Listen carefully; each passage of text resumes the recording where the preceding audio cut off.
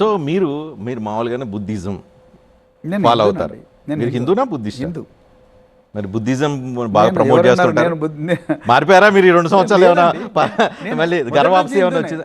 నా పేరులోనే శివానంద్. యా మీరు పేరులో ఉండొచ్చు, కానీ మీరు బుద్ధిజం ఫాలో అవుతున్న చాలా వీడియోస్ చూసాం. మీరు బుద్ధిజం ఫాలో అవుతున్న వీడియోస్ చాలా పాపులర్, చాలా హైలీ కాంట్రవర్షియల్ వీడియోస్. దాని మీద రఘురామకృష్ణరాజు కూడా కేసు స్టేట్మెంట్ ఇచ్చారు. మీరు కూడా చాలా కాంట్రవర్షియల్ ఇంటర్వ్యూ చేశారు. చేసాం. కానీ ఇప్పుడు మీరు హిందూ అనుకోవాలా బుద్ధిస్ట్ అనుకోవాలా? హిందూనండి, నేను హిందూను. కానీ నేను హిందూనే, కానీ ముస్లింలను ద్వేషించే హిందువుని కాదు. ఓకే. క్రైస్తవులను ద్వేషించే హిందూ, కానీ విగ్రహారాధన చేసే హిందూ అయితే కాదు.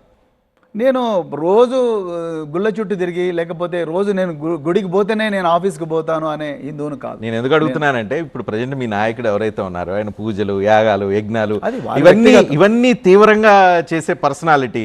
అట్లాంటి లీడర్షిప్లో మీలాగా బుద్ధిజంని నమ్మేవాళ్ళు, లేకపోతే హిందూ విగ్రహారాధన చెయ్యని హిందూ మీరు ఎలా ఫిట్ అవుతున్నారు అనేది. కేసీఆర్ గారు చాలా డెమోక్రటిక్ అండి. మీరు అందరూ అట్లా అనుకుంటున్నారు, కానీ ఎవరికి ఏం నచ్చితే అది మీరు చేయవచ్చు అంతే తప్ప బలవంతంగా నేను పలాని దేవుడిని మొక్కుతాను, మీరు రోజు ఈ దేవుడికి మొక్కే మీరు ఇంటికి పోండి, ఆఫీస్కి పోండి అని కేసీఆర్ గారు ఎప్పుడు కూడా మాకు చెప్పలేదు, చెప్పడం కూడా లేదు, చెప్తాడని కూడా నేను అనుకోవడం లేదు. ఆఫీసర్ ఉన్నప్పుడు కూడా ఆ విధంగా చేయాలని ఎప్పుడు వారు అనలేదు.